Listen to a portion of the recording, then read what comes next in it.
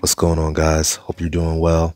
So you've just beaten the dragon and you try to go into BITTERBLACK Island to fight the DLC and you found out that you can't quite cut it. That's fine though. I'm going to show you how to get strong enough to take care of it. As always, I am a struggling content creator, so if you like these videos or if you find them informative, every like, every subscription on the video boosts the algorithm so we can get this YouTube money. First things first, this video will have heavy spoilers, so please, if you don't want to spoil yourself, stop it here and then come back once you've actually beaten the dragon. So first things first, you're going to wake up in Castradus. Celine's going to be in your house as well as your beloved. I highly recommend that beloved is Forn of All, but it can be anybody. Now, you notice all my stuff is getting Dragon Forged. That's basically like getting your 4th upgrade star. It's the level beyond 3 stars. And no matter what level it was, as long as it was equipped to you before you beat the dragon, it's going to get Dragon Forged. You can see in your menu, Dragon Forged items look like they have a red dragon insignia instead of stars. First thing we gotta do is stop by the notice board in Castradus and pick up a challenge that'll unlock a boss battle over in the Frontier Caverns. Very important. Next thing, we're going to warp to Grand Soren, pick up this barrel, and take it over to Forn of All Manor. If you don't do this, then you won't be able to get this badge of vows after a certain point. Once you've got it, at the bottom of this farmhouse, you'll be able to find another badge of vows. Go ahead and grab that one.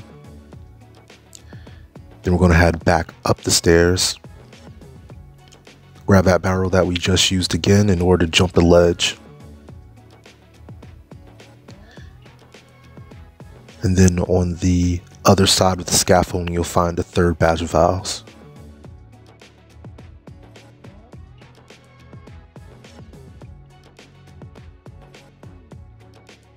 The 4th badge is going to be in the front corner of this building, atop this item right here. Just go ahead and jump across from these stairs to get to it.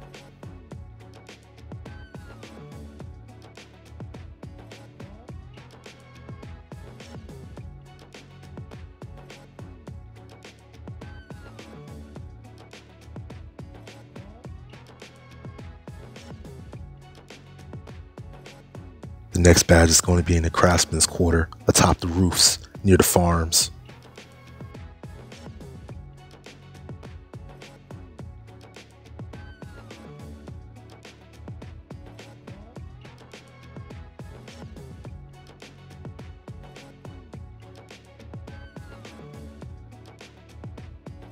For the 4th badge, you're going to enter the wall near the front gate of the city. You're going to climb up some stairs. Then you're going to climb up a ladder. And after you climb up the ladder, you're going to exit the wall, and it'll be on a rooftop nearby, along with some Grand Soren Rebel that you need for a different quest.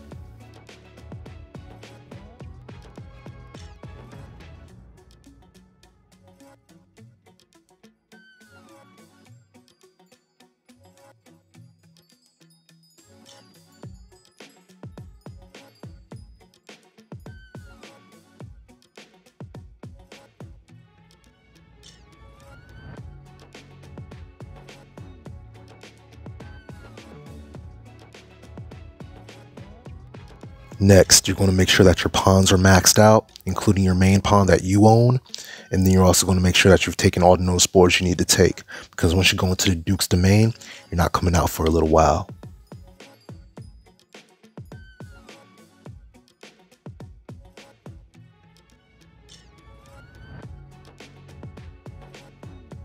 The post-Dragon Everfall was the original post-game for Dragon's Dogma before the BITTERBLACK Isle DLC came out.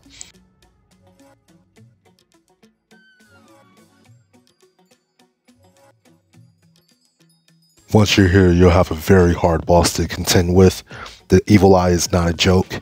It's actually the petrified eye of a dragon itself. So that should tell you how hard it is to deal with. However, if you did what I told you before, and you upgraded your pawns and your weapons and all that, you'll have no problems taking this guy down. It'll just take a little while to do it.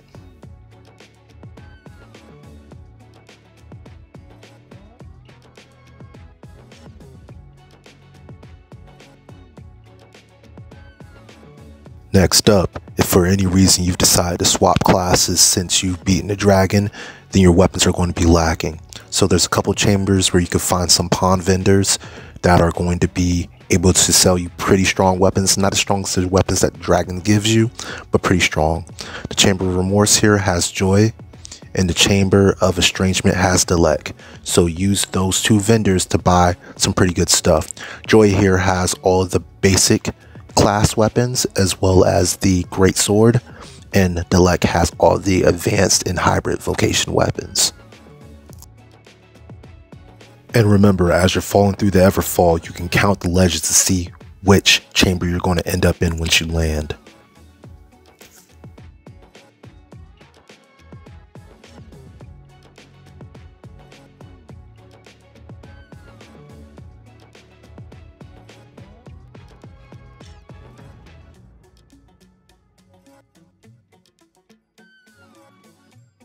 And speaking of counting chambers, we need to go ahead and Dragon Forge all the stuff that we have, whether it's rusted weapons or dragon weapons or weapons that we've brought from Delek and Joy. So if you count the third chamber from the top, that's going to be the Chamber of Distress.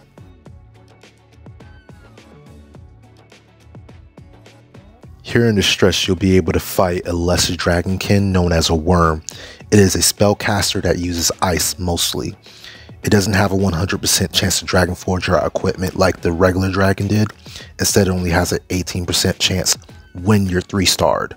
So you're going to have to wail on it a few times in order to get it to Dragon Forge your stuff, whatever that item is. You'll see at the end of this gameplay loop, I think after maybe 10 times or so, I finally managed to Dragon Forge my rusted longbow here.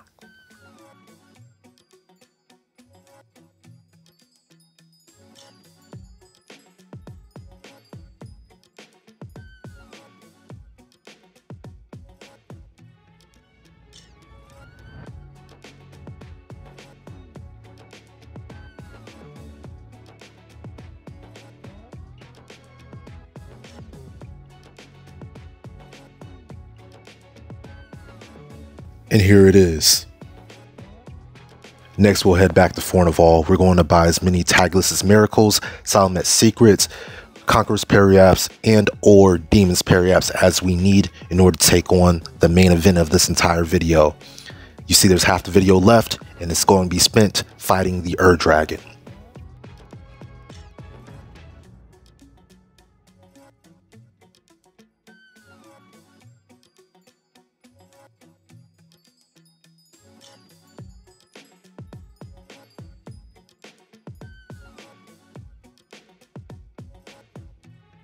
The first and most important thing you want to make sure when you're fighting the Dragon for the first time is that your game is in offline mode.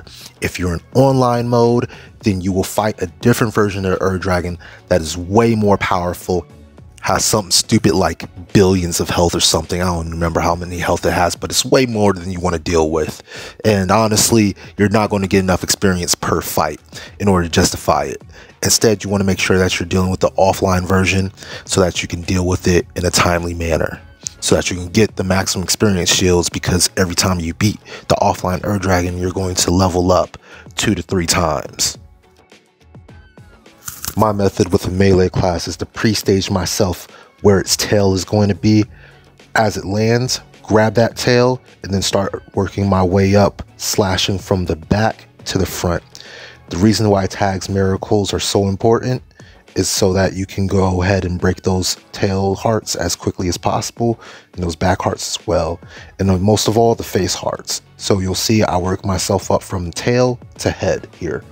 Now I'm not going to have enough stamina to knock out the head, but we are going to do those over multiple rounds. This is a multiple round boss, so when you come back later, it's going to have the same amount of health that it had when you left it.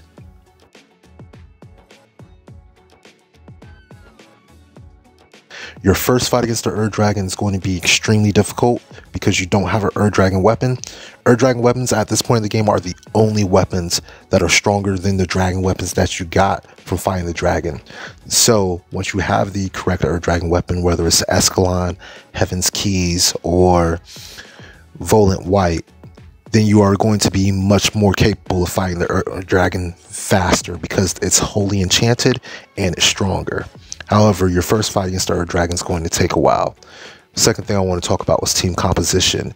If you are a warrior or a fighter, your team needs to be a bunch of archers or mages with holy magic like Holy Focus Bolt.